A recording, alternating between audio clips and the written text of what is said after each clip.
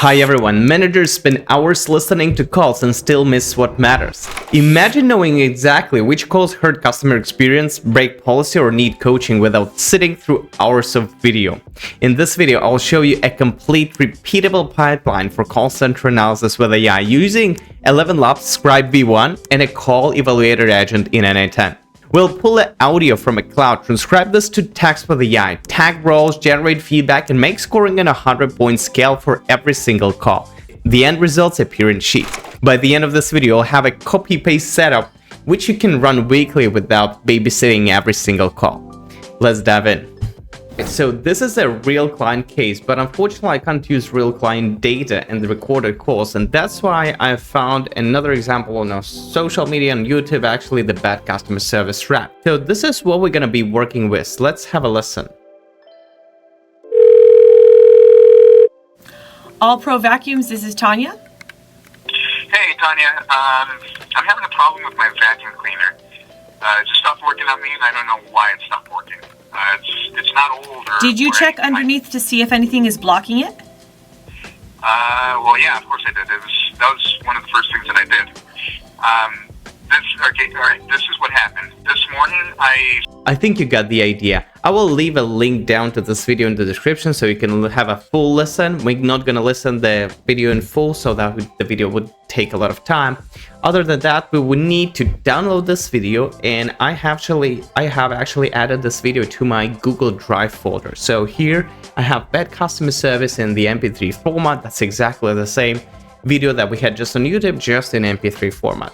And we're gonna build this step by step. So first of all, let's imagine that whenever we have a customer service call, this call is automatically added to our Google Drive.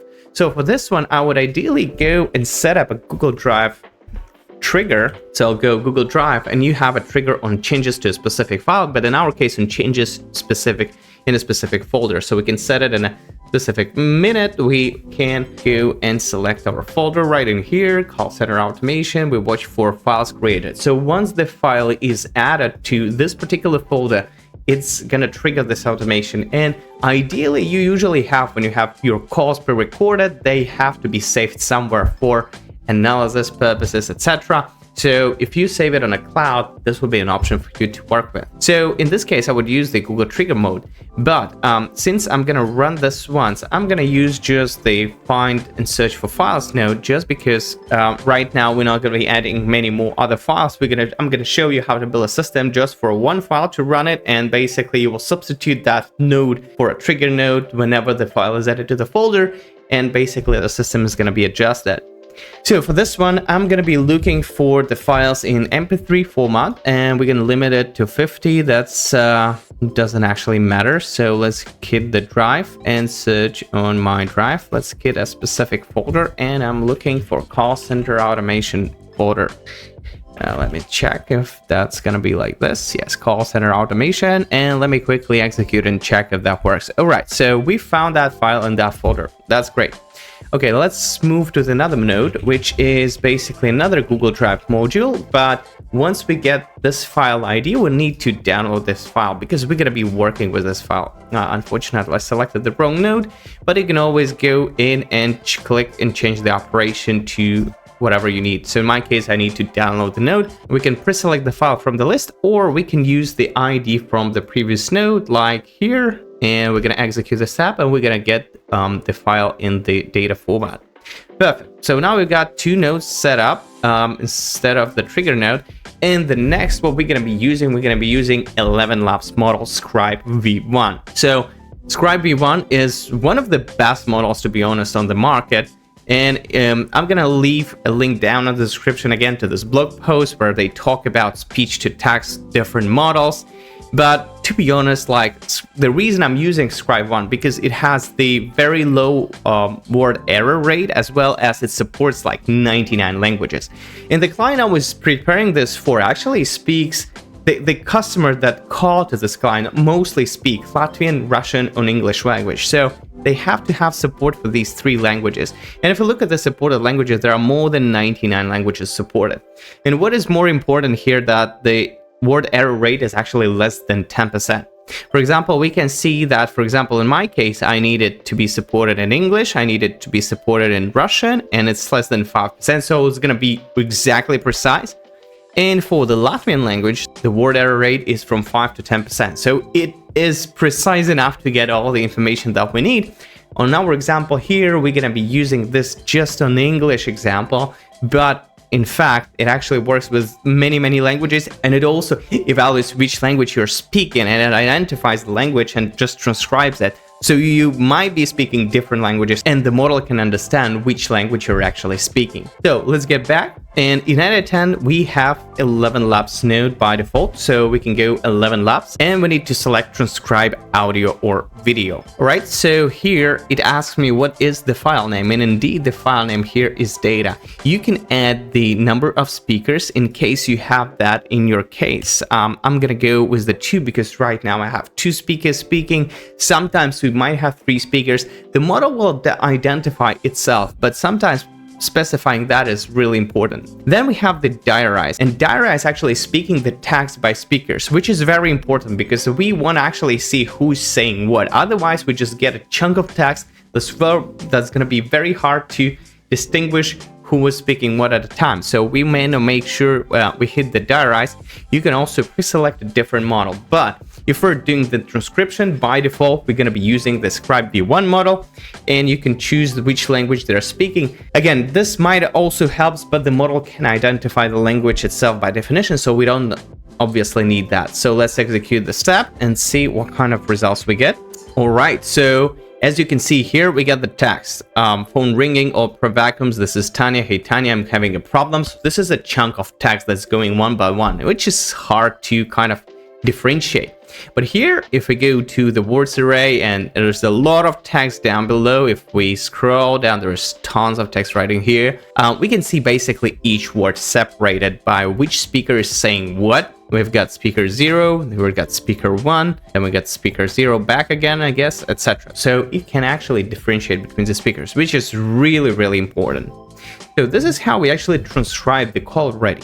So now what we need to add, I want this one to be passed to my AI agent to actually evaluate the call. But the problem is so that here it is not actually separated who is saying what. So I didn't find any other simpler example than just going to ChatGPT and asking to write me a specific code node for this one to aggregate all the speaker words. So let me go and do this with you. So in order to ask ChatGPT to write me a code node for this particular thing to aggregate all the words from the speaker 0, then from the speaker 1, then back from the speaker 0, so that it's split and sentence by sentence, I'm going to use the following prompt. So I'm going to go and say, hey, I'm automating scenario. Here is the sample how the data actually needs to look. Speaker 0, speaker 1, that might be speaker 2 in some cases. The text come from the previous node and array node. Can you write me a JavaScript code so that we differentiate the text between different speakers? Array data looks like the following, and those are collections of key value. And if we go back to our ElevenLabs node here, we can see that this whole thing is an array, and this is a collection of key value pairs. So we tell it exactly how the data actually looks, and we can provide example data below. So let me use this sample data that we got right in here. I'm going to switch to table so that I can copy paste the whole thing. I think it might be enough to do like half of that, but let me actually pull all thing here, copy paste, and let's just go in and see how that works. So ideally after this one, it needs to return me back JavaScript code that I can insert into my n8n scenario, and it's gonna be done. So let me click here, code node, and we're gonna code in JavaScript, and we're gonna erase this part, and I'm gonna wait a little bit while ChatGPT prepares me the code. All right, and we got a response. It thought for 45 seconds and now tries me the JavaScript code. Let's see if that actually works. It shouldn't be too difficult, but let me actually see how that works. So let's just go in and execute this step and see if it works. All right, and we got a dialogue and we got a lines. So basically dialogue here says speaker 0, all per vacuums, this is Tanya. Speaker 1, hey Tanya, I'm having a problem. Then we got speaker 0, did you check underneath to see if anything's blocking it? So this is exactly the way I want it to look, and it actually nailed it from the first prompt. This is really nice, and now I have all the text combined and actually assigned by each speaker. So once we have this text assigned, let me actually go and pin in the data so we don't need to rerun this whole thing once again. Let me pin the data real quick. And here we're going to use AI agent node. And for the AI agent, what we need to do, we need to add a system message that we're going to add just in a second. And we're going to define the user prompt. So the first thing we want to do, once the roles are assigned, we may actually add an agent that will split it what says customer service representatives and what says the client, so that later our agent actually knows who's saying what. So let's add a specific instructions for this one, and let me use the pre-created prompt right in here, and let's actually take a look how it works. So we say this is customer service call, your only job is to split, read the context, we got a couple examples, and we got the specifics. And let me say call with the customer service, call with the client. Let's do like this, and let me go something like this. Let me put here in the middle actually the dialogue that we just have. Okay, and let's run this one. Subnode must be connected and enabled. So let me see this. Oh, we don't have a chat model here, so let me click OpenAI, and I'm actually gonna use GPT 4.1 mini. All right, okay, so now we got it, and let me see the output. So customer service representatives, Opera Vacuums, this is Tanya, client, hey Tanya. So this is exactly the way we wanted to have. So let me pin this data as well, and let's use another AI agent. And now we're gonna do the feedback giving. So for the feedback, again, we're gonna define the prompt below. We got a system message. Let me connect the GPT 4.1 model, and I'm gonna use the pre-created system prompt. So the pre-created system prompt has all the guidelines we need to give our AI assistant to actually evaluate the call. So we got a role, the context, we got a task. Basically, it's going to output us the result in kind of 4 blocks. So we get a summary, what was good, what can be improved, and the conclusion. And we get a common standards on what is considered good or bad. So basically, there's a lot of data. And again, I will leave a link down to this scenario in the description below, so you can guys access all the prompts that I have. So you can access this scenario down in the description below. Okay, and for the system message, we're gonna go call with the client again, and we're gonna go with something like this. And let's actually drag this one right in here. Okay, so we got a chat model. We don't need specific output format. I think that's it. So let's actually run this and see what feedback we receive for Tanya. Okay, so the feedback is the following. We've got a summary of the conversation. Let's actually skip this one. And let me see the second one. What employee did well, offer help immediately, blah, blah, blah. Things could be improved. Let the customer explain the issue fully without interruptions. Summarize the customer's problem. Use more empathetic and patient language. I think those are all valid, to be honest. So that's pretty cool. We got, so this is, let me call it feedback, and let me call this assign roles, okay? And then we got another AI agent that's gonna do the scoring. And do you guys know what is the reason I'm actually splitting all those sections into specific subnodes? I'm not having a single assistant that's gonna do all 3, but I'm splitting this in 3 separate calls. Do you know the reason why I'm doing this? Please write down in the comments below if you know. It will be cool to hear your thoughts on this one. And once again here, I'm gonna use the system message that was pre-created because it's gonna be a longer one. All right, so let's go here and hit enter. So the system message, basically, again, it's a bigger one, but it has scoring criteria so that our AI assistant can actually understand what it needs to assign points for. For example, it assigns 0 points if it skips verification, 4 points for partial, and 7 points for correct verification. And I think our system message is ready.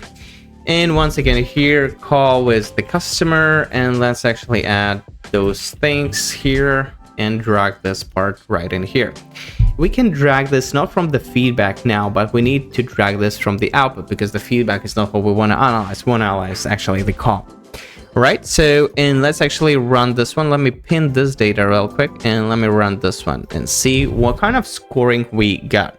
All right, so we got the scoring, and it's pretty detailed, but it also a lot of text, and that's not what we want, because later on I want to analyze the results and how people can analyze this result, they will need to read a lot of text, especially thinking about if there are thousands of calls like that, you're not going to read the examples like this before. So that's why we're actually missing here the structured output node. So basically we have to go require specific output format, we have to go to output parser, structured output parser, and here we're gonna use the specific format like the following. So the format says that we are evaluating several amount of points for the opening, communication, troubleshooting, policy handling, and closure. And those were all kind of the bigger groups or topics that were provided for the maximum of 20 points per each group. In total, you can get something like 100 points.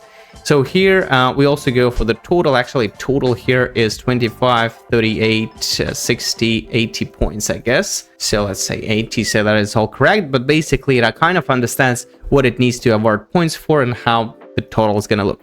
So that later on, when we're going to use this one, we can actually use the variables that it creates like this in our Excel for the output. Okay, so the last thing we're gonna do is we're gonna go to Google Sheets and we're gonna append a row in a sheet.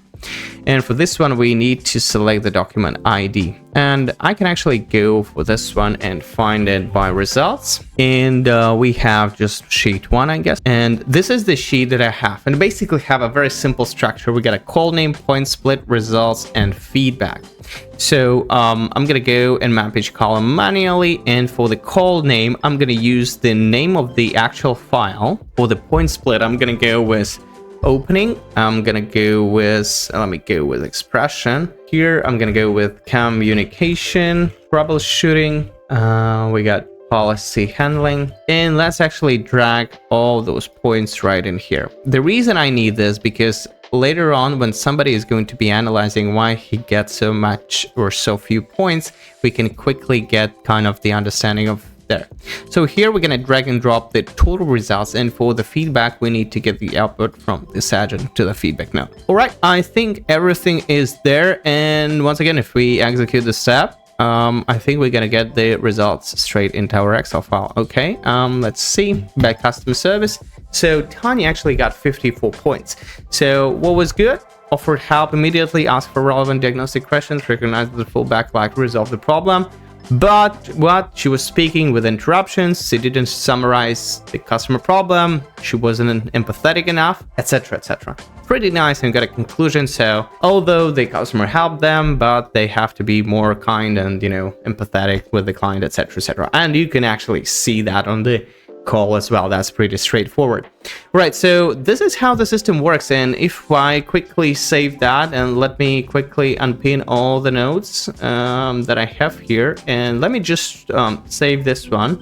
Let me name this call center analysis distribution. Let me actually execute the whole workflow and let's quickly check. The only thing is, let me delete this trigger, and for this one we have to actually add a trigger right in here. So we have to add a trigger, and here we're gonna add trigger manually. So let's add this one right in here.